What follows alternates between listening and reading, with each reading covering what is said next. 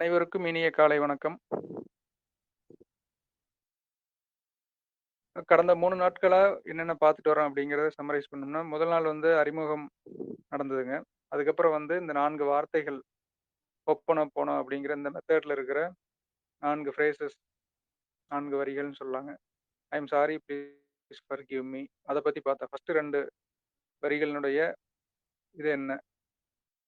நம்ம வந்து என்னைக்கு ஒருத்தர் நமக்குள்ளேயே "I am sorry, please forgive me" அப்படின்னு சொல்ல ஆரம்பிச்சோமோ, அன்னைக்கே வந்து நமக்குள்ள இருந்த அந்த ஆணவம், ஈகோ அப்படிங்கிறது வந்து அந்த இடத்துலயே தூள் தூளா போயிருதுங்க. இந்த ஆணவம் இருந்தா அன்பு உருவாகாதுன்னு வச்சுக்கங்களேன். நம்ம வீட்லயே குழந்தைகள்ட்ட, மனைவிகிட்ட, அப்பா, அம்மாட்ட யார்ட்ட நம்ம அன்பு வரணும்னாலும் ஆணவம்ங்கிறது இருந்ததுன்னா, அது ஒரு தடை மாரி அது. ஆணவம் இருக்கிற இடத்துல அன்பு உருவாகாது. அப்ப அந்த ஆணவத்த நம்ம தூக்கி வெளியில போடுறது அப்படிங்கிறது வந்து சாதாரண விஷயம் கிடையாதுன்னு வச்சுக்கங்களேன்.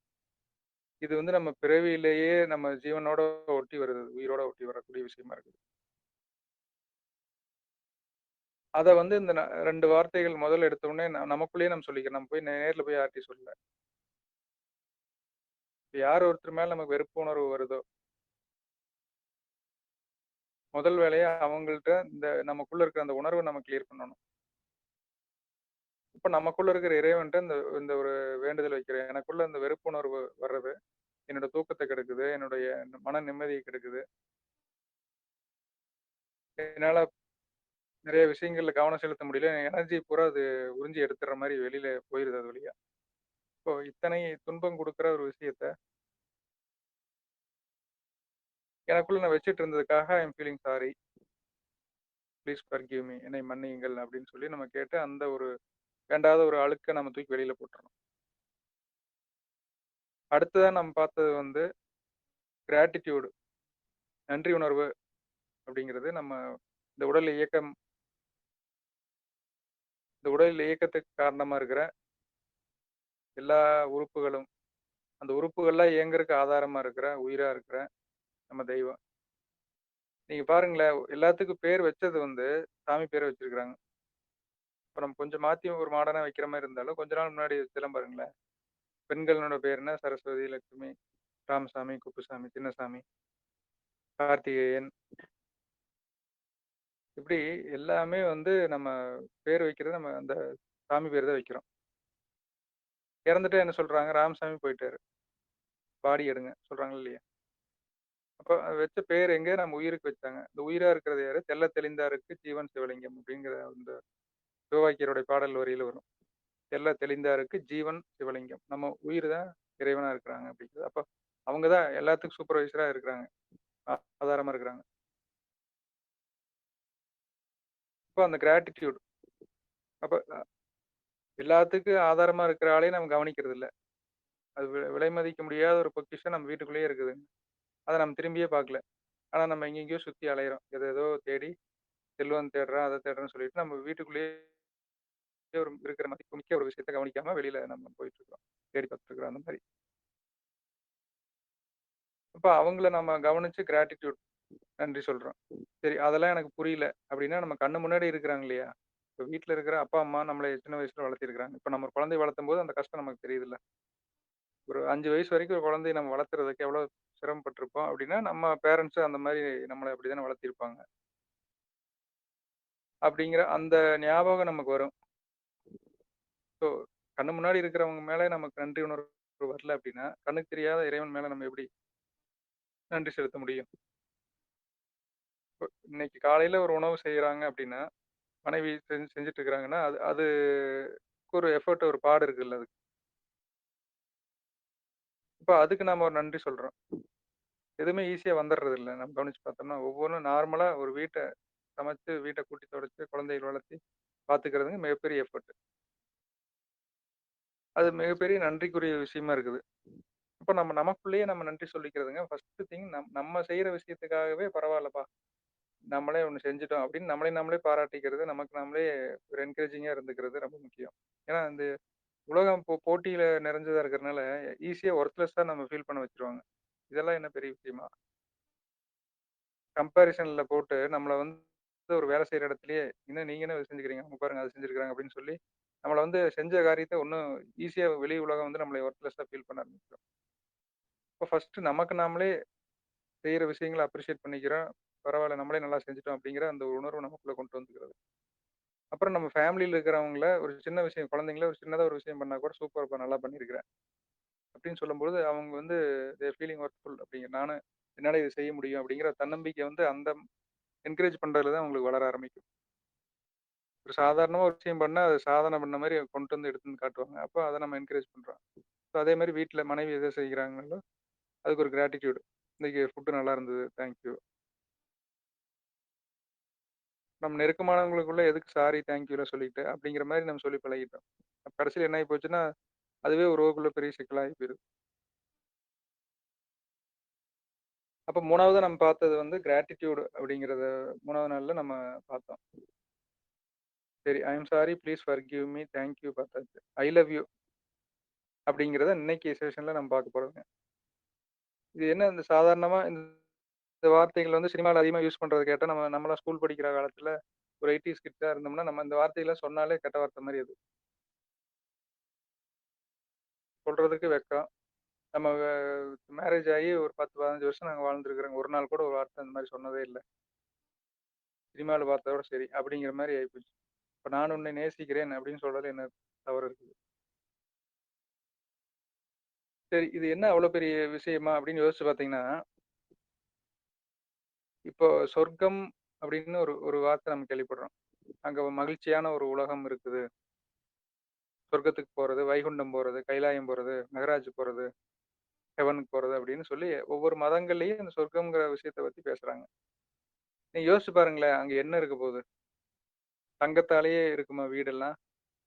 இல்ல வந்து மனிதர்கள்லாம் அழகழகா ட்ரெஸ் பண்ணியிருப்பாங்க. நல்லா அழகா இருப்பாங்களா பார்க்கறக்கு? வேற என்ன இருக்குன்னு நமக்கு அங்க?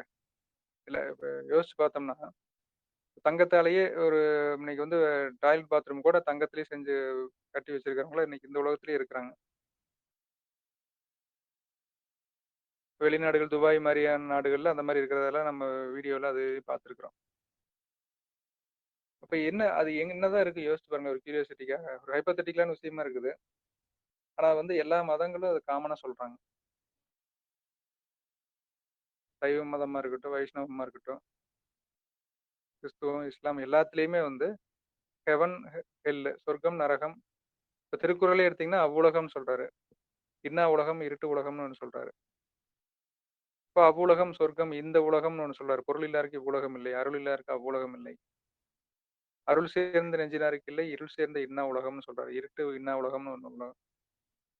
அப்போ அந்த அவ்வுலகம் ஆகிய சொர்க்கம் அப்படிங்கிற அந்த ஹைப்போதெட்டிக்கலா நம்ம இன்னைக்கு வரைக்கும் நம்ம ஹைப்போதெட்டிக்கல்னா என்னன்னா தியரிட்டிக்கலா இருக்குது அது. நம்ம அனுபவமா அது தெரியல. மத்த விஷயங்கள அனுபவமா நம்மளால பார்க்க முடியுது. அப்போ அங்க என்ன இருக்கும் அப்படின்னு யோசிச்சு பார்த்தோம்னா, அன்பால் நிரப்பப்பட்டதா இருக்குங்க. இப்ப இன்னைக்கு உலகத்துல எதுக்கு சண்டை வருது? ஒரு குடும்பத்துக்குள்ள எதுக்கு சண்டை வருது? நாட்டுக்கு நாடு எதுக்கு சண்டை வருது? யோசிச்சு பாருங்க. நமக்கு மகிழ்ச்சியான மனநிலை போறதுக்கு மெயினா எது காரணமா இருக்குது? நல்லா கவனிச்சு பாருங்க. இப்ப அண்ணன், தம்பி 2 பேர் இருக்கிறாங்க. இன்னைக்கு குழந்தைங்களே 2 பேர் இருக்கிறாங்க. ஒரு பெரிய ஒரு ஒரு 7 வயசு இருக்கிறாங்கன்னா, சின்ன குழந்தை அப்பதான் பொறந்திருக்குன்னா, வந்தவங்கலாம் அந்த பொறந்த குழந்தையவே எடுத்து கொஞ்சிட்டு இருந்தாங்கன்னா, என்னை யாரும் கண்டுக்க மாட்டேங்கிறாங்கன்னு எனக்கு கோவம் வருதுல்ல. எல்லாரும் அந்த குழந்தை மேல தான் அன்பு வச்சிருக்காங்க. என் மேல யாருக்கும் அன்பு இல்ல. சொத்துல தகராறுலாம் வருதுல்ல. எதுக்கு கேஸ் போடுறோம், சண்டை போடுறோம். எங்க அப்பா வந்து என் தம்பிக்கு தான் பிரையாரிட்டி அதிகமா குடுக்குறாங்க எங்க அப்பா, அம்மா. எனக்கு வந்து பிரையாரிட்டி குடுக்க மாட்டேங்கிறாங்க. என் மேல என்னைய விட அன்பு அவன் மேல தான் அதிகமா இருக்குது அப்படிங்கிறது தான் ஹிடன் தாட் ஆக்சுவலா. அத நம்ம கான்ஷியஸா நம்ம யோசிக்கிறது இல்ல. எல்லாமே அவனுக்கு தான் பண்றாங்க. எல்லாமே அவங்களுக்கு தான் பண்றாங்கன்னு சொல்லி, இந்த உறவுகளுக்குள்ள இன்னைக்கு நமக்குள்ள சண்டை வருது, தகராறு வருது. அன்புக்கான ஒரு பற்றாக்குறை. அவன் அளவுக்கு என் மேல அன்பு வைக்கல. அதுக்கு அடுத்த கட்டமா என்ன ஆகி போயிருது? நம்பிக்கை போயிருது. அப்ப அவங்க சொல்றத நம்ப மாட்டேன். நீங்க என்னைய விட அவன் மேல தான் அன்பு வச்சிருக்கிறீங்க அப்படிங்கிறது. சரி 2 நாட்டுக்கு நடுவுல எதுக்கு சண்டை வருது யோசிச்சு பாருங்க. உக்ரைனுக்கு, ரஷ்யாவுக்கு சண்டை வந்ததுன்னா, நீ வந்து அமெரிக்காக்காரனோட நெருக்கமா இருக்கிற. இப்ப நான் உனக்கு ஃப்ரெண்ட் இல்ல. நீ அவனோட தான் ஃப்ரெண்ட். அவனோட சேர்ந்துட்டு என் கூட சண்டைக்கு வந்துருவ. அப்படிங்கிற பயத்துல ரஷ்யாக்காரன் போய் சண்டை போடுறான்.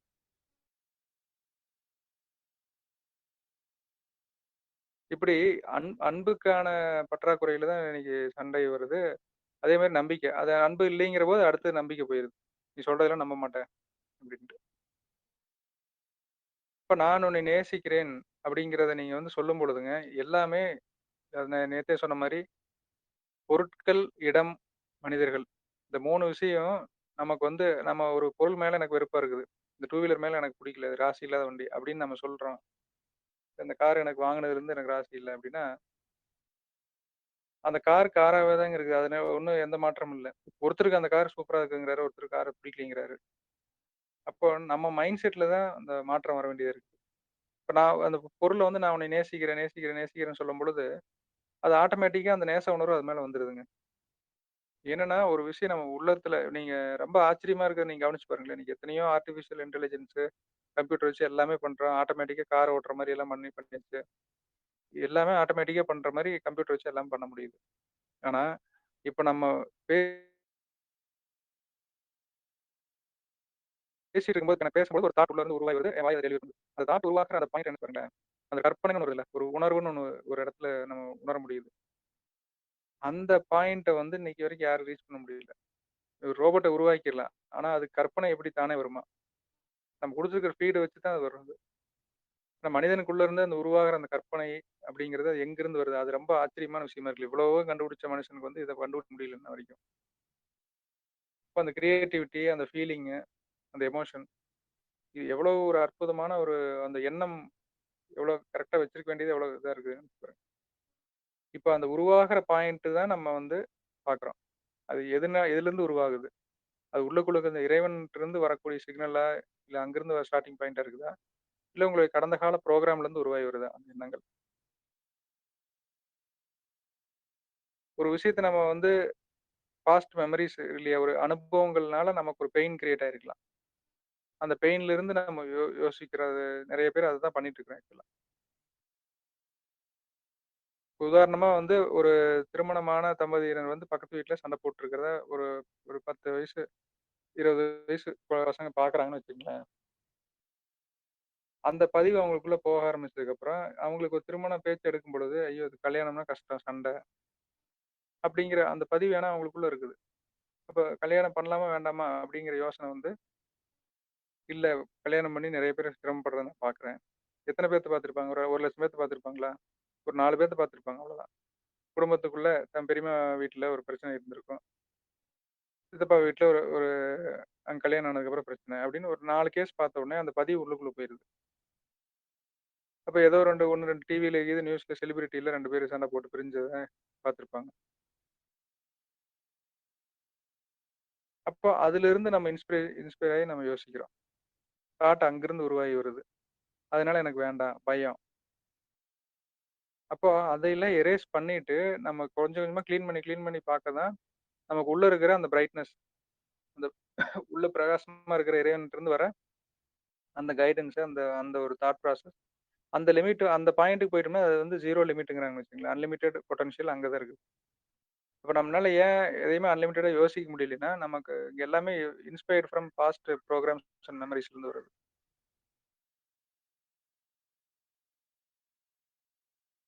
அப்ப அந்த எண்ணங்கள் உருவாகுறதே ஒரு அதிசயமான விஷயங்க. நமக்கு ஏன்னா இயல்பா ஃப்ரீயா கிடைக்கிறனால அதுக்கு வேல்யூ தெரிய மாட்டேங்குது.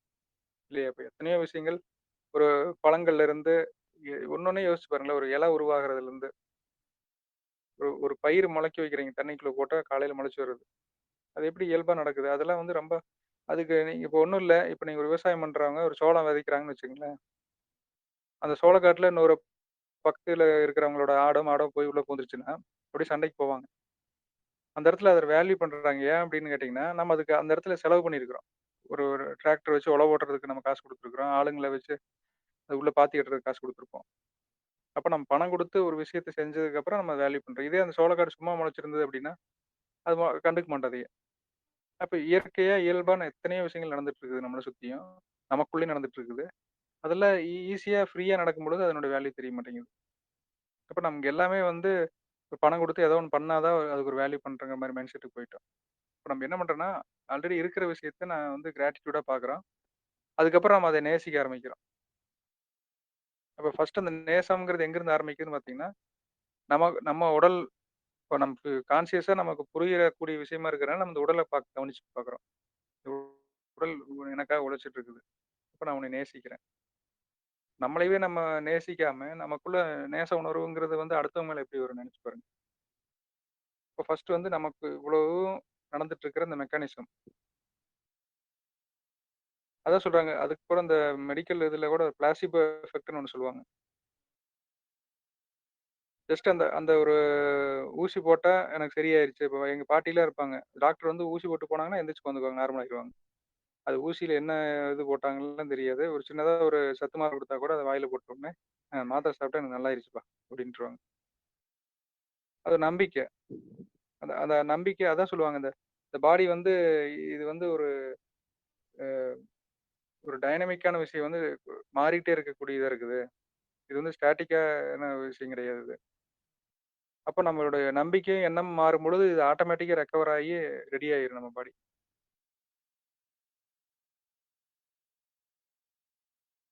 அப்போ அந்த அளவுக்கு டைனமிக்கா இருக்கிற விஷயத்து மேல நம்ம வந்து நேசம் இல்லாம அத கவனிக்காம விடும்பொழுது என்ன ஆகுதுன்னா, அது ஒரு கட்டத்தில திடீர்னு ரிப்பேர் ஆயி போயிருது.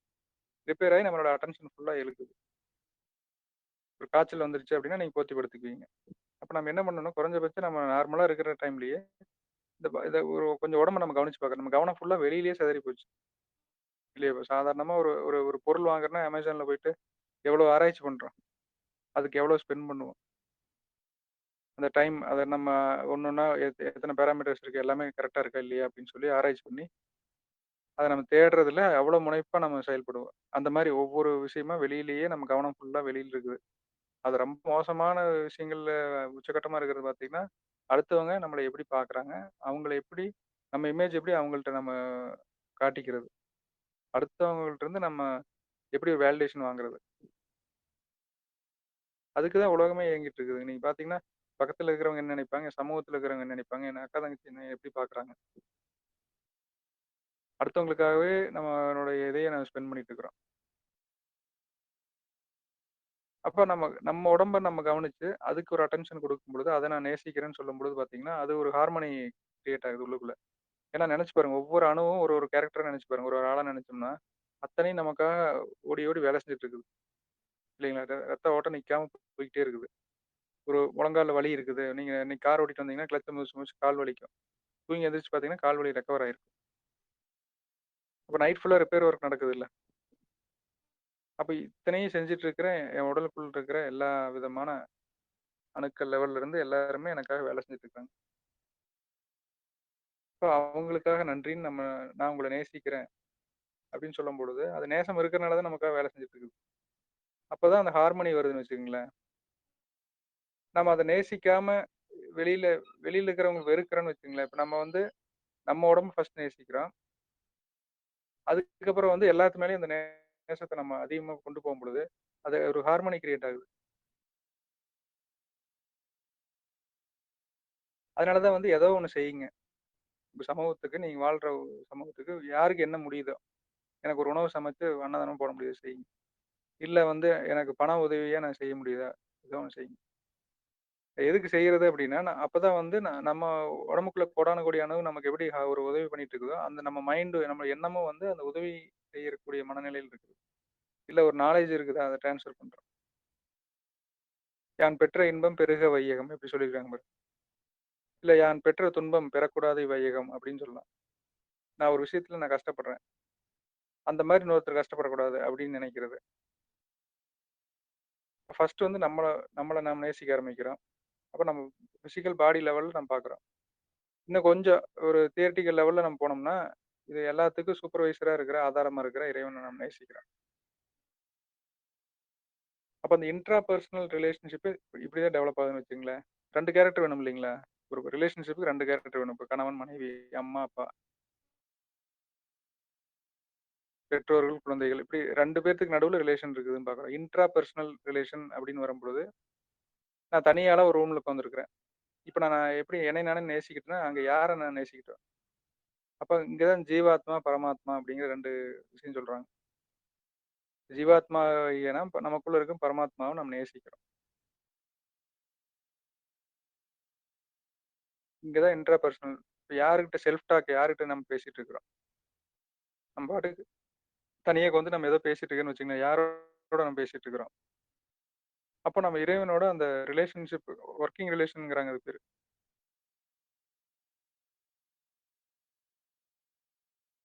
"ஏங்க இத செஞ்சு குடுங்க. இத எடுத்துட்டு வாங்க" அப்படின்னு வீட்ல சொல்றாங்கல்ல. அந்த இடத்துல ஒரு வொர்க்கிங் ரிலேஷன் கடைக்கு போய் இத வாங்கிட்டு வரீங்களா?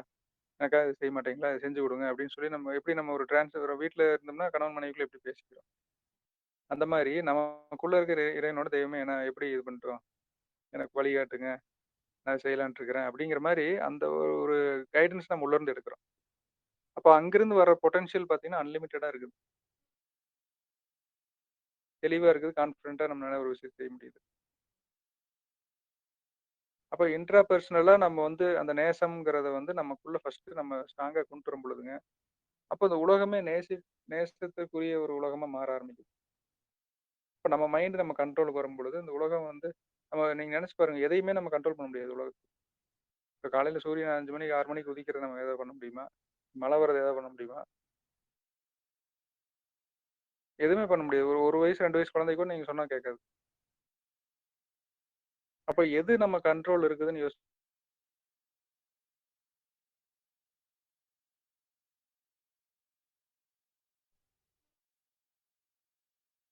ஹலோ? இன்னைக்கு நம்ம நம்ம வந்து சிரமப்பட்டுட்டு தான் இருப்பேன். நான் வந்து இல்லைன்னா வந்து நான் ஒரு ஏதோ ஒரு கடந்த கால சம்பவங்கள வச்சு நான் வருத்தப்பட்டு புலம்பிட்டு இருப்பேன் அப்படின்னு முடிவு பண்றது இல்ல. நம்ம நெறைய பேர் அதான் பண்ணிட்டு இருக்கிறோம். காலைல எந்திரிச்சதுலருந்து நம்ம நைட் படுக்க வரைக்கும் ஏதோ ஒண்ணு பேசுறதும் ஃபர்ஸ்ட்டு நமக்குள்ள ஒரு தாட் வருது. ஒரு நெகட்டிவான ஒரு தாட் யோசிக்கிறது. நமக்குள்ளேயே ஒரு செல்ஃப் டாக் பண்ணிக்கிறது. அதையே நமக்குள்ள நம்ம பேசும்பொழுதே நெகட்டிவா பேசுறது. அப்புறம் ஃபோன் எடுத்தா வந்து நம்ம இது இது என்னாச்சு தெரியுமா? அவங்க வீட்ல இதாச்சு, அதாச்சுன்னு சொல்லி நம்ம எத பெருசு பண்ணி பேசுறோம்ன்னு கவனிச்சு பாருங்க. ஒரு ஒரு ஒரு கான்வர்சேஷன்ல இன்னைக்கு ஒரு நியூஸ் பேப்பரே படிக்கிறீங்கன்னா, இன்னைக்கு வந்து ஒரு நல்ல அருமையான ஒரு திட்டம் கவர்மெண்ட்ல அறிவிச்சிருக்கிறாங்க. இது வந்து ஒரு படிப்புக்கெல்லாம் நல்லா யூஸ்ஃபுல்லா இருக்கும். இல்ல வயசானவங்களுக்கு ஒரு நல்ல திட்டம் அறிவிச்சிருக்காங்க. இல்ல பெண்களுக்கு ஒரு திட்டம் அறிவிச்சிருக்காங்க. அப்படிங்கிறத பத்தி நம்ம பேச மாட்டோம். அதுல வந்து பாத்தீங்களா, இப்போ ஊர்ல போய் இந்த ஏதோ கார்ல போய் இத்தன பேர் இல்ல குடும்பமே ஆக்சிடென்ட் ஆயிடுச்சாமா, அப்படின்னு ஏதோ ஒரு விஷயத்த வந்து நம்ம அத ஏன் பெருசு பண்ணி பேசுறோம் அதை போட்டு. ஒரு நெகட்டிவான சம்பவம் நடந்துச்சுன்னா, அத தான் நம்ம வந்து எக்ஸாஜரேட் பண்ணி பேசிட்டு இருக்கிறோம். தெரியுமா பக்கத்து வீட்ல அந்த புள்ள ஐயோ! வேற எங்கேயோ பையன லவ் பண்ணி ஓடிருச்சாமா, அப்படின்னா அத போட்டுட்டு ஃபோன் போட்டுட்டு ஊரெல்லாம் ஃபோன் பண்ணி ஏன்னா அந்த இடத்துல நம்ம எம்பத்தைஸ் பண்ணி பார்க்க மாட்டேங்கிறோம். அதே மாரி நம்ம வீட்ல நடந்தா எப்படி இருக்கும்? அத நம்ம அப்படி பேசிட்டு இருப்போமா? இப்போ நம்ம வந்து பெருசு பண்ணி பேசுறது, இல்ல லாங் கன்வர்சேஷன் எத வச்சு பண்றோம் அப்படிங்கிறத நம்ம கவனிச்சு பார்த்தோம்னா, அது பாசிட்டிவான விஷயங்கள் நல்லதா பேசினோம்னா, நமக்கு அது மல்டிப்ளை ஆகும் நமக்கு. ஏன்னா அது சார்ந்த ஐடியாக்கள் நமக்குள்ள உருவாகும். இப்போ நம்ம ஒருத்தவங்களுக்கு ஹெல்ப் பண்ணலாம் அப்படின்னு போம்பொழுது, உங்களுக்கு ஹெல்ப் கிடைக்கும். என்னோட லைஃப் நெறைய அது மாரி எக்ஸ்பீரியன்ஸ் பண்ணியிருப்பேன். நான் பார்த்தீங்கன்னா, ஆஃபீஸ்ல நான் யூஸ் பண்ணிட்டு இருக்க சாஃப்ட்வேர்ல ஒரு பர்ட்டிகுலர் விஷயம் கத்துக்கிட்டேன், புதுசா தெரிஞ்சுக்கிட்டேன்னா, உடனே பக்கத்துல இருக்கிறவங்களுக்கு சொல்லுவேங்க. பார்த்தீங்களா, இந்த மாரி ஒண்ணு கத்துக்கிட்டேன் அப்படின்ட்டு. ஓ! இதுதான் இப்ப நீங்க யூஸ் பண்றீங்களா? இத விட இன்னொன்னு பெட்டர் ஆப்ஷன் இருக்குன்னு சொல்லி, அங்கருந்து எனக்கு இன்னொரு ஹெல்ப் வரும். இது எனக்கு தெரிஞ்சு நான் யாருக்கும் சொல்ல மாட்டேன்னு நான் எனக்குள்ளேயே வச்சுக்கிட்டேன் அப்படின்னா, அது நமக்கு இன்னும் 2 விஷயங்கள் தெரிஞ்சுக்க முடியாம போயிருது. அப்ப இது எல்லாத்துக்குமே பேசிக் வந்து மனிதர்கள் மேல, இல்ல இயற்கை மேல, இந்த எல்லாத்து மேலயும் ஒரு நேசம் உணர்வு வர ஆரம்பிக்கும் பொழுது, நம்ம அத ஆட்டோமேட்டிக்கா செய்ய ஆரம்பிச்சுருவோம். அப்ப என்னன்னா, ரொம்ப சிம்பிளா இந்த 4 வார்த்தைகள யூஸ் பண்ணும்போதுங்க, என்னோட அனுபவத்திலயும் நான் பார்க்குறேன். ஏதோ ஒரு நபர் மேலயோ, இல்ல ஏதோ ஒரு பொருள் மேல, ஒரு இடத்து மேல உங்களுக்கு புடிக்கல. நீங்க சென்னையிலேருந்து ஒரு கோயம்புத்தூர் ஷிஃப்ட் ஆகி வர்றீங்க. எனக்கு சென்னை மாரி இல்ல. கோயம்புத்தூர் எனக்கு அந்த அளவுக்கு புடிக்கல அப்படின்னு நெறைய பேர் சொல்றத பார்த்துருக்கேன். முதல்ல பெங்களூர்ல இருந்தேன். பெங்களூர் நல்லா இருந்துச்சு. சென்னை நல்லா இல்ல அப்படின்னு சொல்லி ஊர் ட்ரான்ஸ்ஃபர் ஆனோம்னா, அந்த ஊரோட அடாப்ட் ஆகுறதுக்கு ரொம்ப சிரமப்படுவோம். அப்ப அந்த மாரி விஷயங்கள் இல்ல வந்து அங்க அந்த டீம்ல இருந்தவங்க நல்லா இருந்தாங்க. இந்த டீம்ல இருக்கிறவங்க எனக்கு புடிக்கல. அப்ப அதையவே நெனச்சுட்டு நம்ம ஒரு அதை பத்தியே பேசிட்டு இருக்கிறத விட, thank you, I love you.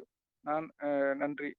நான் உங்களை நேசிக்கிறேன். நான் உங்களை நேசிக்கிறேன் திரும்ப திரும்ப சொல்ல சொல்ல, அது ஒரு பொருளா இருக்கட்டும், இடமா இருக்கட்டும், மனிதர்களா இருக்கட்டும், அது மேல நேச உணர்வு வர ஆரம்பிச்சுரும். இப்ப நம்ம என்ன பண்றோம்? ஒரு எண்ணம் வருது, இல்ல ஒரு உணர்வு வருது. அத நம்ம வார்த்தையா எக்ஸ்பிரஸ் பண்றோம். இப்ப நான் எப்படிங்க இருக்கிறீங்கன்னு கேட்டா, நான் சந்தோஷமா இருக்கிறேங்க அப்படின்னு நம்ம உள்ளுக்குள்ள ஃபீலிங் இருந்தா நம்ம சொல்லலாம். ஆனா அங்க என்னன்னா, உள்ளுக்குள்ள வேற ஃபீலிங் இருக்குது. அப்போ என்ன பண்றோம்? இந்த வார்த்தைகள ரிவர்ஸ்ல நம்ம அப்ரோச் பண்றதுங்க. இப்ப அந்த வார்த்தைகள திரும்ப திரும்ப சொல்ல சொல்ல உள்ளுக்குள்ள நேச உணர்வு சுத்தமா இல்ல. மகிழ்ச்சி உணர்வும் இல்ல. நன்றி உணர்வும் இல்ல. ஆனா வந்து இந்த வார்த்தைகள வெறுமனே ரிப்பீட் பண்ணும் பொழுது, நன்றி, நான் உங்களை நேசிக்கிறேன். நன்றி, நான் உங்களை நேசிக்கிறேன். Thank you, I love you, thank you, I love you, thank you, I love you. நீங்க திரும்ப திரும்ப ஒரு நபர வெறுக்கிற நபர நெனச்சு சொல்லிட்டே இருக்க இருக்க, அது ஏதோ உங்களுக்குள்ள அந்த ரீசனிங் ஃபைண்ட் அவுட் பண்ண ஆரம்பிச்சுரும் மைண்ட். இவன் ஏன் இப்படி சொல்லிட்டே இருக்கிறான் அப்படின்னு சொல்லிட்டு கான்ஷியஸ் மைண்ட்ல சொல்லும்பொழுது, சப்கான்ஷியஸ்குள்ள இருக்கிற மெமரி ஸ்டோரேஜ் நெறைய இருக்கும். அதிலிருந்து அப்ப அந்த நபர ஏன் நீங்க நேசிக்கணும் அப்படிங்கிறக்கான காரணங்கள் வெளிய வர ஆரம்பிக்கும். அப்போ இதுல இந்த ஐ லவ் யூ அப்படிங்கிற அந்த ஒரு ஃப்ரேஸ்க்குள்ள இருக்கிறது என்னென்ன விஷயங்கள் நம்ம பார்க்குறோம்னா, ஒண்ணு நம்மள நம்மளே இந்த பிசிக்கல் பாடியில நடக்கிற விஷயங்களுக்காக நம்ம நேசிக்கிறோம். இது எல்லாத்துக்கும் சூப்பர்வைசரா இருக்கிற, ஆதாரமா இருக்கிற இறைவன் நம்ம நேசிக்கிறோம். அப்ப நம்ம மேல ஃபர்ஸ்ட்டு ஒரு கான்ஃபிடென்ட், ஒரு நேச உணர்வு வருது. அப்ப நம்ம அடுத்த கட்டமா நம்ம மனைவி மேல நான் நேசிக்கிறேன். என் வாழ்க்கை துணை நெனச்ச மாரி அமையலைங்க. அப்படின்னு எத்தனையோ பேர் புலம்புறவங்க இருக்காங்க. அமைஞ்சத வச்சு தான் வாழ்ந்தாகணும் இல்லையா? Like the things that need to be done அப்படின்னு சொல்லுவாங்க. ஒரு குழந்தை வேணும், நல்லா ஆசையா இருக்கணும் அப்படின்னா, அது அது அத வந்து அது அழுதுட்டு இருக்கும். வாந்தி பண்ணும். அதெல்லாம் நம்ம தொடச்சாகணும். அது நம்ம பிடிக்கலன்னு சொல்ல முடியாது. அப்போ எனக்கு அமைஞ்சது சரியில்ல. எனக்கு ஜோசியக்காரன் தப்பா சொல்லிட்டான். அப்படி இப்படின்னு எத்தனையோ பேரு நெகட்டிவா சொல்லிட்டு இருக்கிறத விட, கல்யாணம் ஆயிருச்சு. இப்போ குழந்தைங்கலாம் வந்துட்டாங்க. இப்ப இதுக்கப்புறம் வந்து நான் நேசிக்க நேசிக்க என்ன ஆகும்னா, அது ஹோம் டீம் வந்து ஸ்ட்ராங்கா பில்ட் ஆகும். அப்ப வராத நேசத்த நான் எப்படி வர வைக்கட்டும்? எனக்கு அந்த ஃபீலிங்கே வரல அப்படின்னா, சும்மா சொல்லிட்டே இருக்கிறதுக்கு வந்துருங்க அது. My dear wife I am sorry. Please forgive me. Thank you. I love you. இது ரிப்பீட் பண்ணிட்டே இருப்பாங்க. ஒரு 1/2 மணி நேரம் நீங்க அப்படி காலத்துக்கு சொல்லிட்டு இருக்கணுங்கிறதுலாம் இல்ல. ஒரு 1/2 மணி நேரம் அப்படியே சொல்லிட்டு இருந்து பாருங்க. இந்த ஃபீலிங்கே மாறி போயிரும். உங்களுக்குள்ள இருந்த ஏதோ ஒரு பிளாக் வந்து கிளியர் ஆயிரும். ஒரு எனர்ஜி சேனல் தான். ஒரு சுவிட்சுக்கும் லைட்டுக்கும் நடுவுல என்ன ஒயர் கனெக்ஷன் இருக்குது. அதுல ஏதோ ஒரு கட் ஆயி போச்சு, இல்ல தடங்கல் ஆயிடுச்சுன்னா, அது லைட் சுவிட்ச் போட்டா லைட் எரிய மாட்டேங்குது. அந்த கம்யூனிகேஷன் ஃப்ளோ இல்ல. எனர்ஜி ஃப்ளோ இல்ல. அது மாரி நம்மளும் நமக்கு அந்த நபர் மனைவியா இருக்கலாம், குழந்தைகளா இருக்கலாம். அவங்களுக்கு நடுவுல இருக்கிற அந்த ஃப்ளோ அந்த ஒயர் கனெக்ஷன் வந்து பிளாக் ஆயிருச்சு. அந்த எனர்ஜி சேனல் ஒரு வாய்க்கால் மாரி வச்சுக்கங்களேன். அதுல நெறைய ஒரு குப்பை சேர்ந்துருச்சுன்னா, தண்ணி இங்கிருந்து அங்க போனா போமாட்டேங்குது. அங்கிருந்து இங்க வரமாட்டேங்குது. இங்கிருந்து அங்க போமாட்டேங்குது. அப்போ அதை கிளியர் பண்றது தான் இந்த 4 வார்த்தைகள் யூஸ் ஆகுது. அது பிளாக் எங்க இருக்குன்னா, நம்ம மைண்டுக்குள்ள இருக்குது. இப்ப ஃபர்ஸ்ட் திங் நம்ம முழு பொறுப்பு ஏத்துக்கிறோம். "தீதும் நன்றும் பிறர் தர வாரா." அவங்க அந்த மாரி நடந்துக்கிறாங்கன்னா, அதுக்கு ஏதோ ஒரு வகையில நான் தெரிஞ்சோ தெரியாமலோ நான் காரணமா இருக்கேன். அத நான் பண்ணிட்டு கிளியர் பண்ணாலே ஆட்டோமேட்டிக்கா அவங்களும் மாறிர்றாங்க. அப்ப இங்க நம்மளுடைய இத சொல்றதனுடைய நோக்கம் வந்து, எனக்குள்ள இருக்கிற எனர்ஜி அந்த பிளாக்க வந்து நான் கிளியர் பண்றேன். இல்ல அந்த புரோகிராம நான் எரேஸ் பண்றேன். எனக்குள்ள இருக்கிற ஏதோ ஒரு புரோகிராம் இப்ப சிம்பிளா சொல்லணும்னா, ஒரு செல்ஃபோன்ல நான் பேசிட்டு இருக்கிறேன். உங்கள்ட்ட கையில ஒரு செல்ஃபோன் இருக்குது. இப்ப திடீர்னு இப்ப இடையில பார்த்தீங்கன்னா, என்னமோ கட் ஆச்சு. அதுக்குள்ள இருக்கிற ஏதோ ஒரு சாஃப்ட்வேர்ல கோளாறு ஆயிப்போச்சு. என்கிட்ட இருக்கிற செல்ஃபோன் நல்ல பிராண்ட் தான். நல்ல வொர்க்கிங் கண்டிஷன் தான். தரமான ப்ராடக்ட் தான். உங்க கையில இருக்கிறது நல்ல ப்ராடக்ட் தான். ஆனா, திடீர்னு ஒரு புரோகிராமிங்ல ஒரு கோளாறு வைரஸ் வந்துருச்சு உள்ள. அது ஒர்க் ஆகாம போகுது. இல்ல திடீர்னு ஆன் ஆகுது, சூடாகுது. இப்ப நம்ம என்ன பண்றோம், அந்த புரோகிராமிங்க கிளியர் பண்றோம். நீங்க இந்த ஹோபனோபோனோ டெக்னிக்கலோட முக்கியமான விஷயம் என்னன்னு பார்த்தீங்கன்னா, எப்படி இந்த செல்ஃபோன் 2ம் ஒரு அலைகள்னால கனெக்ட் ஆயிருக்குல்ல, அது மாரி ஒவ்வொரு நம்மளும் நம்மகிட்ட இருக்கிற ஒரு பொருளு, நம்ம நம்ம வீடு, நம்ம காரு, நம்ம மனைவி, குழந்தைகள் எல்லாத்துக்கும் நடுவுல ஒரு கனெக்ஷன் வேவ் கனெக்ஷன் மாரி இருக்குது. இல்லைங்களா? என்ன அலைகள்னு சொல்றாங்கல்ல, ஆரான்னு சொல்றாங்க. அந்த அந்த ஒரு கனெக்ஷன்னால நம்ம கனெக்ட் ஆயிருக்கிறோம். இப்ப என்கிட்ட இருக்கிற புரோகிராமிங் கோளாறுனால தான் அவங்களோட பிஹேவியர் அப்படி இருக்குது. இப்ப என் செல்ஃபோன்ல இருக்கிற புரோகிராம் கோளாறுனால உங்க செல்ஃபோன் சரியா ஒர்க் ஆக மாட்டேங்குதுன்னு சொன்னா, நம்ம மைண்ட் இது லாஜிக்கா நம்ம ஈஸியா ஏத்துக்க முடியாத மாரி இருக்கு. பட் ஆக்சுவலா வந்து இத அப்படிதான் அப்ளை பண்ணணும். இப்ப என்னோட புரோகிராமிங்னால தான் என் பையன் இப்படி நடந்துக்கிறான். அப்படி அப்படி பாருங்களேன். ஒரு பையன் வந்து சொன்ன பேச்சு கேட்க மாட்டேங்கிறான் அப்படிங்கிற ஒரு விஷயத்துக்கு, அவன் வந்து அவங்க தாத்தா மாரி அப்படின்னு அவன் நம்ம ப்ளேம் பண்ணிட்டு நம்ம ரீசனிங் வந்து வெளியில சொல்லிட்டு போயிருவோம். நீ வளர்ந்த சூழ்நிலை அப்படி. இப்போ மனைவி வந்து இப்படி பிஹேவ் பண்றாங்க அப்படின்னா, நீ வளர்ந்த சூழ்நிலை சரியில்ல. நீ படிக்கல. நீ நெறைய படிச்சிருக்கிற. அதனால இப்படி பண்ற. நெறைய சம்பாதிக்கணும் இப்படி பண்ற. அப்படின்னு வேற ரீசன் சொல்லிட்டு இருப்போம். இப்ப என்னன்னா, அதுக்கு நம்ம பொறுப்பு நம்ம ஏத்துக்கிறோம். அவங்களோட நடவடிக்கைகளுக்கு நான் பொறுப்பேத்துக்கிறேன். எது எப்படி பொறுப்பேத்துக்கிறேன்னா, எனக்குள்ள இருக்கிற ஏதோ ஒரு ப்ரோகிராம் அவங்கள அப்படி பிஹேவ் பண்ண வைக்குது. இப்ப என் ப்ரோகிராம் நான் கிளியர் பண்ணிக்கிறேன் அப்படின்னு சொல்லிட்டு, I am sorry, please forgive me, thank you, I love you. நமக்குள்ள இருக்கிற இறைவன்ட்ட ரெக்வெஸ்ட் வைக்கிறோம். எனக்குள்ள இருக்கிற ஏதோ ஒரு பதிவு, என்னுடைய 2, 3 தலைமுறைகளுக்கு முன்னாடி இருந்த ஒரு ப்ரோகிராமினுடைய ரீப்ளேயிங். அத வந்து எனக்கு கிளியர் பண்ணி குடுங்க அப்படின்னு சொல்லி நம்ம வைக்கிறோம். அப்போ இது 100% நான் பொறுப்பேத்துக்கிறேன். இத வந்து நம்ம சிம்பிளா சொல்லிட்டாங்க. இவ்வளோ பெரிய ஒரு லெக்சர் எடுத்து நம்ம புரிஞ்சுக்கிறத ஒரே வார்த்தை சொல்லிட்டு போயிட்டாங்க. "தீதும் நன்றும் பிறர் தர வாரா." நோதலும் தணிதலும் அவற்றோர் என்ன. நல்லது கெட்டது எது நடந்தாலும் அதுக்கு நான் தான் பொறுப்பு. வேற ஒருத்தவங்க கொடுத்து எனக்கு வர்றதில்ல அப்படிங்கிற மாதிரி பொறுப்பு நம்ம ஏத்துக்கிட்டு இதை எப்படி அப்ரோச் பண்றோம்னா நமக்குள்ள இருக்கிற ப்ரோக்ராம் நான் கிளிக் பண்ணிக்கிறேன். அதை நான் கிளியர் ஆட்டோமேட்டிக்கா வெளியில இருக்க சூழ்நிலைகள் நிறைவேற ஆரம்பிக்கிறேன். நம்ம எப்போ சொல்ற மாதிரி இந்த கிச்சன்ல இருக்கிற அந்த டஸ்ட்பினை நம்ம எடுத்து எடுத்து வெளியில கொட்டுற மாதிரி நமக்குள்ள இருக்கிற நெகட்டிவ் ப்ரோக்ராம்ஸை எடுத்து தூக்கி வெளியில போட்டுறோம். அந்த ப்ரோக்ராமிங் தான் நம்ம உடம்புக்குள்ள நோய் வர வைக்கிறது. நீங்க வந்து இன்டர்னலா வரக்கூடிய நோய்களுக்கும் இதுதான் காரணமா இருக்கு. இன்டர்னலா வருதுன்னா இப்போ இந்த சுகர், பிபி, தைராய்டு இதெல்லாம் வந்து ஹெரிடிட்ரியா வருதுன்னு சொல்லி கண் பார்வையில கோளாறு வருது.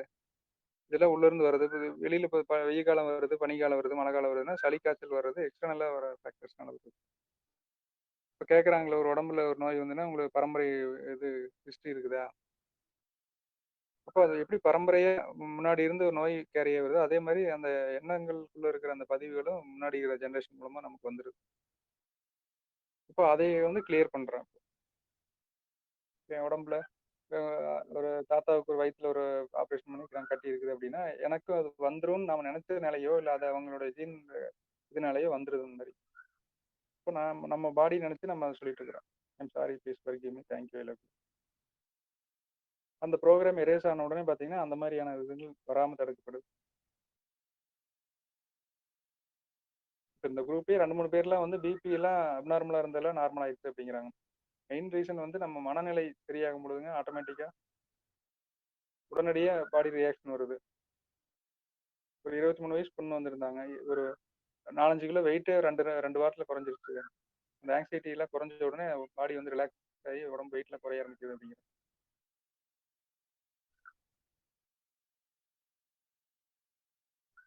இப்போ பேசிக்காக வந்து எல்லாத்தையும் நம்ம நேசிக்க ஆரம்பிச்சப்போ இந்த உலகத்தில் வாழலாங்கிற ஆசை வந்துடும். நிறைய பேர் பார்த்தீங்கன்னா என்ன வாழ்க்கை வெறுத்துருச்சு, இது சீக்கிரம் போய் சேரலான் இருக்குது அப்படிங்கிற அளவுக்கு மனநிலை மாறி போகுது. அப்போ நம்ம இங்கே எல்லாத்தையுமே நேசிக்க ஆரம்பிக்கும் பொழுதுங்க நம்ம நம்ம வந்து என்ன சொல்றது, நம்ம இங்கே வந்து என்ன ஸ்டோரேஜ் நான் நேற்றே சொன்ன மாதிரி நம்மளுடைய டெபாசிட்ல என்ன நம்ம வைக்கிறோம், நம்ம லாக்கருக்குள்ள என்ன போடுறோம் அதை தான் ரிட்ரீவ் பண்ண முடியும். அதெல்லாம் தான் சீட்ஸ். இன்னைக்கு ஒரு டேல என்னென்ன மெமரிஸ் உங்களுக்குள்ள போச்சு. அப்போ பாசிட்டிவா ஹாப்பியா இருக்கிற எமோஷனோட அட்டாச் ஆன சூழ்நிலைகள், சிந்தனைகள், எண்ணங்கள் எல்லாமே வந்து ஹாப்பி மெமரிஸை போய் உள்ள கொண்டுக்குது. அதுல வந்து ஹாப்பி சீட்ஸ் மாதிரி அதுதான் வந்து சொர்க்கத்துக்குரிய வித்தாகவோ, மகிழ்ச்சிக்குரிய வித்து. சொர்க்கம்னா மகிழ்ச்சியான ஒரு இடம்னு சொல்றோம். அப்ப நம்ம இறந்ததுக்கு அப்புறம் சொர்க்கம் போறோம் அப்படின்னா நம்ம இங்க இருக்கும்போது முதல்ல மகிழ்ச்சியா இருந்தா தானே அங்க போக முடியும். இல்ல எப்ப பாரு கோவம், எரிச்சல், பொறாமை, ஏதோ ஒரு நெகட்டிவ் இந்த அபார்ட் ஃப்ரம் ஹாப்பினஸ் எதெல்லாம் அன்பிளசன்ட் ஃபீலிங்ஸ் வருதோ இதுலயே நம்ம தொடர்ந்து இருந்துட்டே இருக்கணும்னு வச்சுக்கோங்களேன். அதெல்லாம் தான் நம்ம டெபாசிட் இருக்கும். ஏன்னா அதெல்லாம் எமோஷனோட அட்டாச் ஆயிருக்கு. அது ஒரு நெகட்டிவ் எமோஷனோட அட்டாச் ஆன தாட்ஸ் அண்ட் சிச்சுவேஷன்ஸ் வந்து அதெல்லாம் லாக்கர்ல போய் வந்துக்குது. நினைச்சு பாருங்க, வீட்டை சுத்தி நிறைய முள்ளுச்செடியா வச்சு விட்டீங்கன்னா அந்த முள்ளுச்செடி தான் முளைக்கும். அப்புறம் எங்க கால் வச்சாலும் முள்ளு கொத்து தான் செய்யும். அதனால பெரிய பிரயோஜனம் ஒன்றும் இருக்காது நமக்கு. இதே வந்து நம்ம பழ மரங்கள்லாம் வைக்கிறீங்கன்னு வச்சுக்கோங்க. சப்போட்டா, சீத்தாப்பழம் இந்த மாதிரி நம்ம மாமரம் இந்த மாதிரிலாம் வச்சோம்னா அதுல பலன் கிடைக்கும். நமக்கு அதனால ஒரு தொந்தரவு இருக்காது. அப்ப இதுதான் விதைத்த வினை விதைத்தவன் வினை அறுப்பான், திணை விதைத்தவன் திணை அறுப்பான் அப்படிங்கிறாங்க. இப்போ நம்ம நினைச்சு பாருங்க, இந்த ஒவ்வொரு தாட்டும் ஃபர்ஸ்ட் திங் தாட்டுங்கிறதே ஒரு அதிசயமான விஷயமா இருக்குது. எப்படி உள்ள இருந்து உருவாகி வருது, அதை நம்ம கண்ட்ரோல் வேற இருக்குது. அது நம்ம டிசைட் பண்ண முடியும். நான் இதை தான் யோசிச்சுட்டு இருப்பேன். ஒரு ஃபினான்ஷியலாக ஒரு லாஸ் ஆகுது அப்படின்னா அது ஆயிடுச்சுன்னு நினைச்சு நான் வருத்தப்பட்டுட்டே உட்காந்துருக்கிறதும் நம்ம கையில தான் இருக்கு. சரி, நடந்து வச்சு நம்ம அடுத்த வேலையை பார்ப்போம் அப்படின்னு நம்ம வந்து நம்ம ஒரு தைரியமா நிக்கிறது நம்ம கையில தான் இருக்கு. இதுதான் நம்ம கண்ட்ரோல் இருக்கக்கூடிய விஷயம். நம்ம கண்ட்ரோல் இருக்கிற விஷயத்தை நம்ம கை விட்டுட்டோம்னா வெளி விஷயத்தை போய் நம்ம கண்ட்ரோல் பண்றது அவ்வளவு ஈஸி கிடையாது.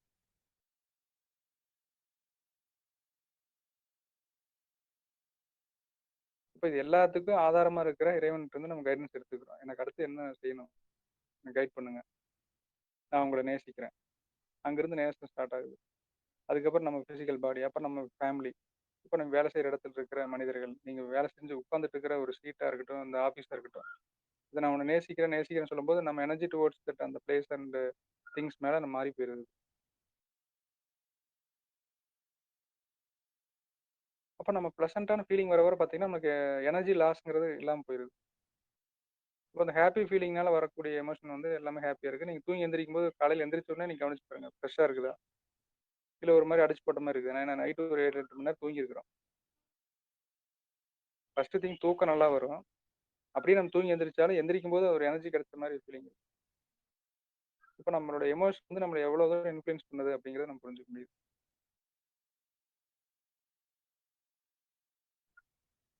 இந்த ஐ லவ் யூ அப்படிங்கிற வார்த்தைக்குள்ள ஏகப்பட்ட விஷயங்கள் இருக்குது. நீங்க வந்து ஒரு வெறுக்கிற ஒரு பொருள் நான் வெறுக்கிறேன்னு நெனச்சுட்டு அத பத்தி அதே மாரி பேசிட்டு இருக்கிறத விட, அதுல என்ன ஒரு விஷயம் நல்லா தான் இருக்குது. இல்ல அத நான் நேசிக்கிறேன். ஐ லவ் யூன்னு சொல்ல சொல்ல பார்த்தீங்கன்னா, அது நமக்கு நேசிப்புக்குரிய ஒரு பொருளா மாறிருது.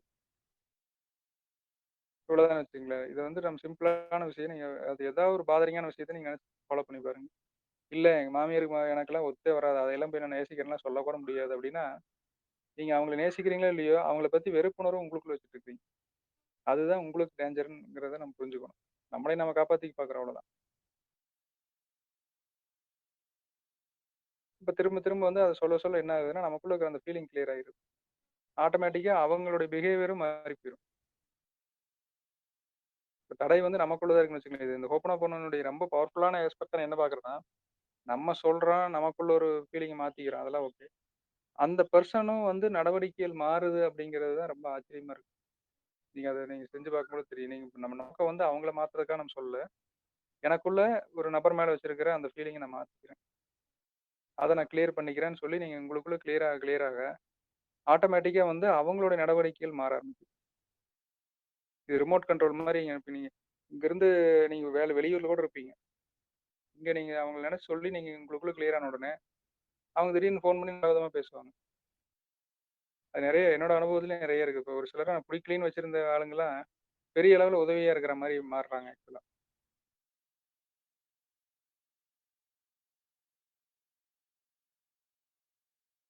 சரி இப்ப இதெல்லாம் வந்து நமக்குள்ள கிளியர் ஆனதுக்கு அப்புறம், நம்ம அடுத்து என்ன பண்ண போறோம்? அப்படிங்கிறத பத்தி தான் நான் நாளைக்கு வரக்கூடிய வகுப்புல பார்க்க போறேங்க. அதுல வந்து இப்ப நம்மளுடைய இந்த கான்ஷியஸ் மைண்டோட சப்கான்ஷியஸ் மைண்ட் பல லட்சம் மடங்கு ஒரு 20,00,000 மடங்குன்னு தோராயமா சொல்றாங்க. பவர்ஃபுல்லா இருக்குது அப்படிங்கிறாங்க.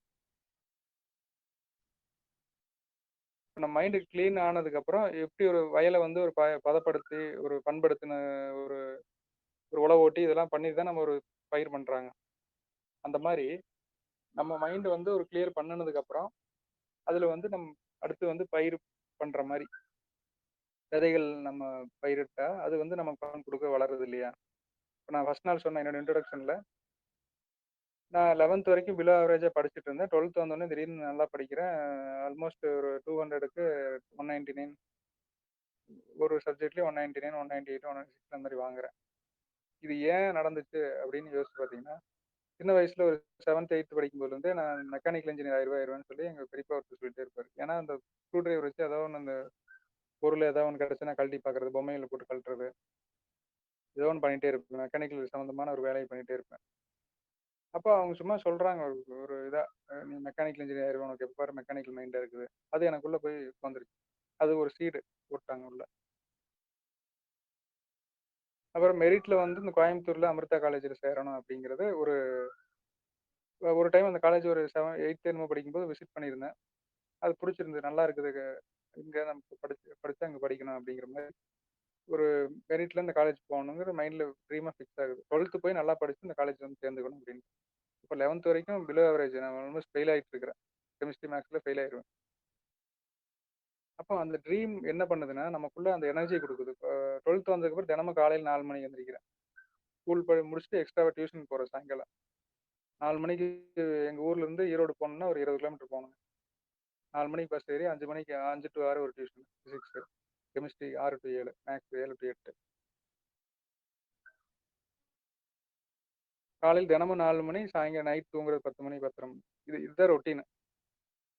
இத வந்து தொடர்ந்து என்னால கான்ஸ்டன்ட்டா செய்ய முடிஞ்சதுக்கு காரணம் அந்த ட்ரீம். இப்ப சொல்றாங்க இல்லைங்களா, நீங்க ஹார்ட் ஒர்க் பண்ணுங்க, ஃபோக்கஸ்டா இருங்க, கன்சிஸ்டென்ட்டா இருங்க. இது எல்லாமே சொல்லிர்லாம். ஆனா வந்து நமக்கு ட்ரீம் அப்படிங்கிற ஒரு விஷயம் இல்லாம, இத கன்சிஸ்டென்ட்டா பண்றது ஒரு சேலஞ்ச் இருக்கு. இப்ப ட்ரீம் கனவுகள் சிந்தனையை தூண்டும். அப்துல் கலாமோட ஸ்டேட்மெண்ட் பார்த்தீங்கன்னா, கனவுகள் சிந்தனையை தூண்டும், சிந்தனையில் செயலாகும். அப்ப அந்த ட்ரீம்ஸ் வந்து எல்லாரும் தான் நான் தான் நெறைய ட்ரீம்லாம் வச்சாங்க. அதெல்லாம் ஒண்ணும் நடக்க மாட்டேங்குது. அப்படிங்கிறதுக்கு காரணம் என்னன்னு பார்த்தீங்கன்னா, நம்ம வீட்டு முன்னாடி ஒரு மாமரம் வரணும்.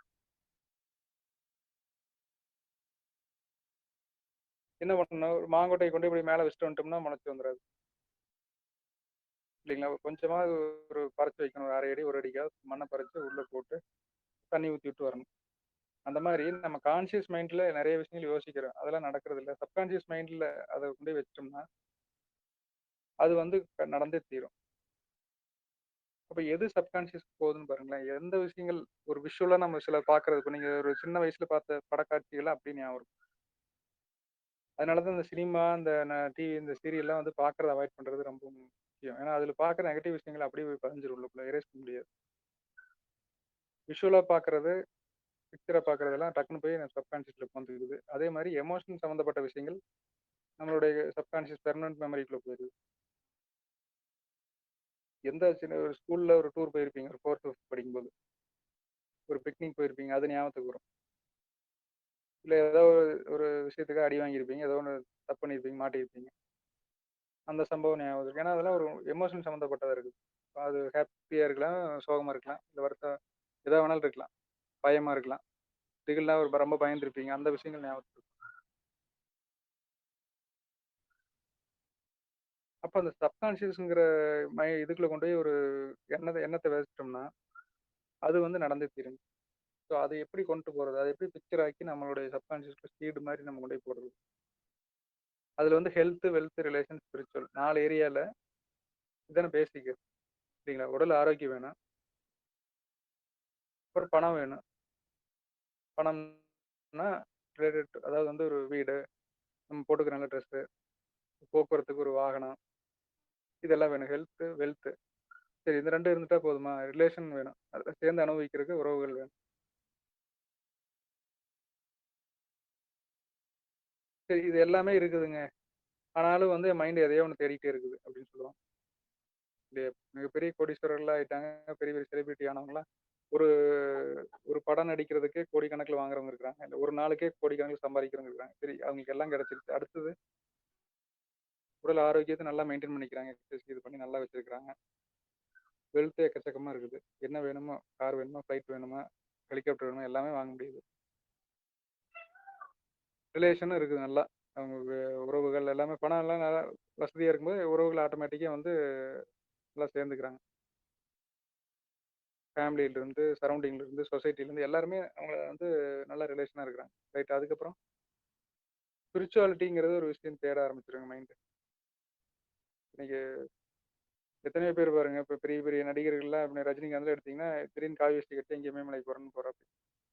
ஏன் அது போகாமயே இருந்துக்கலாம். இங்கேயே தான் எல்லாமே இருக்குது. இதுல தான் வந்து நான் அந்த ஹெச்ஆர் சப்ஜெக்ட் ஒண்ணு எம்எஸ்ல மேனுஃபேக்சரிங் மேனேஜ்மென்ட் பிலானில நான் படிக்கும்போது ஹெச்ஆர் ஹியூமன் ரிசோர்ஸ் மேனேஜ்மென்ட்னு ஒரு பேப்பர் இருந்தது. ஒரு சப்ஜெக்ட் இருந்தது. அதுல மாஸ்லோஸ் ஹைரார்கி ஆஃப் நீட்ஸ்ன்னு ஒரு ஒரு ட்ரையாங்கிள் போட்டிருப்பாங்க. அதுல வந்து என்னன்னா, இந்த ட்ரையாங்கிள் அந்த முக்கோணத்தினுடைய பேசிக் அந்த அடிப்படை அந்த இத வந்து basic needs food, clothing, shelter. இந்த நீடுக்காக ஓடிட்டு இருக்கிறவங்களுக்கு அது கிடைச்சா போதுங்கிற மாரி தான் இருப்பாங்க. நான் சொசைட்டில பார்க்குறோம். ஸோ அந்த நீடுக்கு கிடைச்சா போதும் அப்படிங்கிற ஒரு லெவல்ல இருக்கும்போது, அந்த நீடு மட்டும் தான் பார்த்துட்டு ஓடுவாங்க. அவங்க வந்து பெருசா செல்ஃப் எஸ்டீம் பாதிக்கப்பட்டுருச்சு, என்னை அவமானப்படுத்துற மாரி பேசிட்டாங்க, இனிமேல் வேலைக்கு போமாட்டேன் அப்படிலாம் சொல்ல மாட்டாங்க. சரி பரவால்ல அவங்க பேசிட்டு போறாங்க, எனக்கு வந்து கூலி வந்தா சரி அப்படிங்கிற மாரி தான் இருப்பாங்க. அடுத்த லெவல் போகும்பொழுது சோசியல் நீடு, செல்ஃப் எஸ்டீம் அந்த மாரி விஷயங்களுக்கு ரொம்ப இம்பார்ட்டன்ஸ் குடுக்கணும். எனக்கு சமூகத்துல எனக்கு அந்தஸ்து, பணம் இருக்குது, எனக்கு வீடு இருக்குது, துணிமணிகள்லாம் இருக்குது. சமூகத்துல அந்தஸ்து தேடுறேன் அப்படின்னு சொல்லி அடுத்த கட்டத்துக்கு நம்ம மைண்ட் அப்பதான் நகர ஆரம்பிக்கும். அதுக்கப்புறம் அந்த இடத்துல தான் பாதுகாப்பு பத்தி ரொம்ப யோசிக்கும். நீங்க சாதாரணமா பிளாட்ஃபார்ம் படுத்துருக்கிறவங்க படுத்திருப்பாங்க. அவங்களுக்குலாம் வந்து பூச்சி கடிக்கும், இல்ல ஏதாவது ஆபத்து வந்துரும் அப்படின்னு அத பத்தி கவலைப்பட மாட்டாங்க. ஆனா இதே கொஞ்சம் வசதி வந்துச்சுன்னா பாருங்களேன், வீட்டுக்கு 2 நெட்டு போடுவோம். 2 கேட் போட்டு பூட்டுவோம். செக்யூரிட்டி கேமரா வைப்போம். பாதுகாப்பு தேட ஆரம்பிச்சுருவோம். சரி அடுத்த கட்டமா பார்த்தோம்னா, ஒரு நல்ல ஒரு பெரிய ஒரு செலிபிரிட்டி ஆகுறது, மிகப்பெரிய கோடீஸ்வரன் ஆகுறது அப்படிங்கிற நிலை. அந்த ட்ரையாங்கிளோட முக்கோணத்துல உச்சகட்டத்துல பார்த்தீங்கன்னா, செல்ஃப் ரியலைசேஷன் நீடுன்னு சொல்லி வரும். தன்னை உணர்தல், தன்னை அறிதல், நான் எதுக்கு இந்த பூமிக்கு பொறந்தேன்? What is the purpose of human life? அப்படிங்கிற அந்த மாரி விஷயங்கள்லாம் நீங்க பேசிக் நீடுக்காக ஓடிட்டு இருக்கிறவங்கள்ட்ட போய் சொன்னா, "அட ஏங்க இந்த இன்னைக்கு கூலி வருமா வராதான்னு நானே யோசிச்சுட்டு இருக்கிறேன். நீங்க போய் என்னமோ கடவுளுங்கிறீங்க, முக்தி அடையறேங்கிறீங்க." அப்படின்னு சொல்லி அதனால தான் வள்ளலார்லாம் பார்த்தீங்கன்னா, அணையாத அடுப்புன்னு போட்டு முதல்ல அவன் வயித்து பசிய ஆத்துவான். அப்புறமா ஞானம் பேசலாம்ன்னு சொல்லி தான் அந்த அ தொடர்ந்து எல்லாத்துக்கும் அங்க வரவங்களுக்கெல்லாம் உணவு குடுத்துட்டே இருந்தாரு. ஜீவகாருண்யம்னு சொல்லிட்டு. அப்போ அந்த அந்த ட்ரையாங்கிளோட முக்கோணத்தோட உச்சகட்டத்துக்கு நம்ம போகணும்னா, முதல்ல நமக்கு இங்க இருக்கிற இந்த உலகத்துல இருக்கிற பிரச்சனை, நம்ம ரிலேஷனுக்கு பிரச்சனை, பண சிக்கல் இது எல்லாம் தீர்த்தா தான், நம்ம இந்த பிறவியில எதுக்கு அடைஞ்சோங்கிறது மனிதனா பிறந்ததுக்கான நோக்கத்த அடையறதுக்கான ஒரு இலக்க நோக்கி நம்ம போ முடியும். இதெல்லாம் இப்ப இந்த 4 ஏரியால நம்ம ட்ரீம்ஸ் பத்தி நம்ம வரக்கூடிய இதுல நம்ம பார்க்குறது. அது எப்படி நம்ம கிரியேட் பண்றது? ட்ரீம் பிக்சர்ஸ் எப்படி கிரியேட் பண்ண நான் கூட என்னோட சாம்பிளுக்கு என்னோட பிக்சர்ஸ் கிரியேட் பண்ணத நான் இன்னைக்கு குரூப்ல போடுறேன். அத நீங்க பாருங்க. சும்மா நம்ம ஒரு என்ன வேணும்னு நெனைக்கிறோமோ, அதுல வந்து ஒரு ரொம்ப எக்ஸ்ட்ரீமா ஒரு பெரிய ஒரு ட்ரீமா ஒண்ணு வைக்கிறோம். ஃபர்ஸ்ட்டு நமக்குள்ள அந்த எண்ணத்த கொண்டு வரோம். பணம் சம்பாரிக்கிறோமா, எவ்வளோ சம்பாரிக்கலாம்னீங்கன்னா, மாசம் ஒரு ரூ. 50,000 சம்பாரிக்கலாம் அப்படின்னு இருக்கிறேன். அப்ப எல்லாமே நமக்குள்ள ஒரு லிமிட்டடான ஒரு விஷயங்கள். ஏன்னா நம்ம வளர்ந்த சூழ்நிலை, நம்ம சர்க்கிள் எப்படி இருக்கு, நம்ம ஃப்ரெண்ட்ஸ் சர்க்கிள் எப்படி இருக்கிறாங்க, நம்ம எந்த சூழ்நிலையில வளர்ந்தோம், அந்த லிமிட்குள்ள தான் நம்ம மைண்ட் திங்க் பண்ணுது. அப்ப அதுல எல்லாம் நம்ம வந்து ஒரு ட்ரீம் பிக்சர்ஸ நம்ம வந்து எப்படி அன்லிமிட்டடா யோசிக்கிறது? அத பிக்சரா கிரியேட் பண்ணி எப்படி சப்கான்ஷியஸ்குள்ள எப்படி அந்த மண்ணுக்குள்ள விதைய போட்ட மாரி நமக்குள்ள போட்டு விட்டோம்னா, அதுவா டெவலப் ஆக ஆரம்பிக்குது. உதாரணமா வந்து நான் இந்த இந்த மாரி ஒரு செஷன் எடுக்கணும் அப்படிங்கிறத 2 வருஷத்துக்கு முன்னாடி யோசிக்கிறேன். ஆனா வந்து எனக்கு ஒரு ஐடியாவும் இல்ல. அது எப்படி நமக்கு ஒரு பிரயோஜனப்படாத விஷயத்த நம்ம எப்படி சொல்ல முடியும்? எனக்கு நான் யூஸ் பண்ணியிருக்கணும். எனக்கு ஒரு பெரிய லெவல் பெனிஃபிட் குடுத்துருக்கணும். அப்ப அத 4 பேத்துக்கு சொல்லும்பொழுது அவங்களுக்கு பிரயோஜனம் குடுக்குற மாரி இருக்கணும். மெத்தட் சிம்பிளா இருக்கணும். இது எப்படி நான் பண்றது? இதுக்கு என்ன ஏதாவது போய் திருப்பி எம்எஸ்சி சைக்காலஜி படிக்கிறேன்னு போ முடியுமா? இல்ல என்ன பண்றது ஒண்ணும் புரியல. அப்ப என்னோட ட்ரீம் வந்து மென்டரிங் பீப்பிள் அப்படின்னு சொல்லி ஒரு பிக்சர் ஆக்கி நான் வைக்கிறேன். My dream career mentoring people அப்படின்னு சொல்லி. அந்த அதுக்கப்புறம் பார்த்தீங்கன்னா, எனக்கு வந்து இந்த ஹோப்னோபோனோங்கிறது கிடைக்குதுங்க. நான் ஒரு 2022ல வச்ச ட்ரீம்ஸ் ஒரு 5, 6 பிக்சர் நான் கிரியேட் பண்ணி போடுறேன். அது எல்லாமே ஆல்மோஸ்ட் இப்ப நடந்துருச்சு. போன நவம்பர்ல நெதர்லாந்து போயிட்டு வந்ததுலருந்து ஒன்னொன்னா யோசிச்சு பார்க்கும்பொழுது, போன வருஷம் முடியும்பொழுது பார்த்தீங்கன்னா, நான் வச்ச எல்லா அந்த 2 வருஷத்துல ஆல்மோஸ்ட் 1 1/4 2 வருஷத்துல எல்லாமே நடந்துச்சு.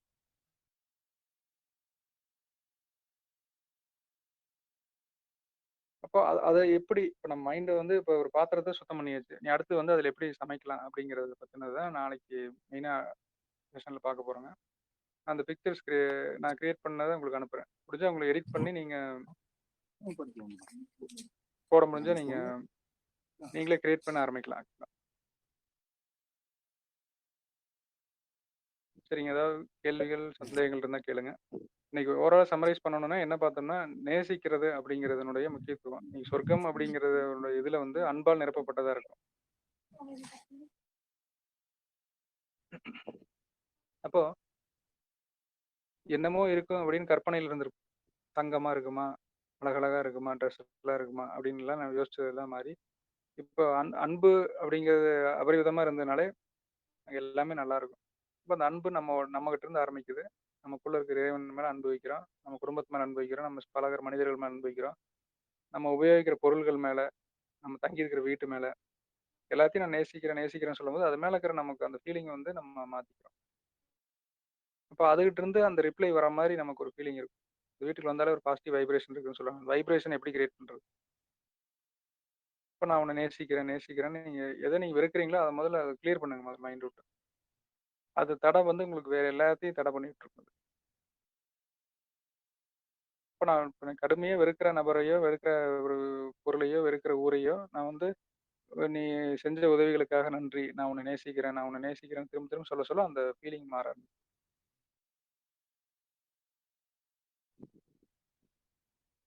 சரிங்க. ஏதாவது கேள்விகள் இருந்தா கேளுங்க. மெசேஜ் பண்ணுங்க. தனியா கூட மெசேஜ் பண்ணுங்க. இல்ல குரூப்ல கூட போடுங்க. ஃபீட்பேக் என்ன அப்படிங்கிறது. இன்றைய வகுப்பில் கலந்து கொண்டதற்கு மிக்க நன்றி. மீண்டும் நாளை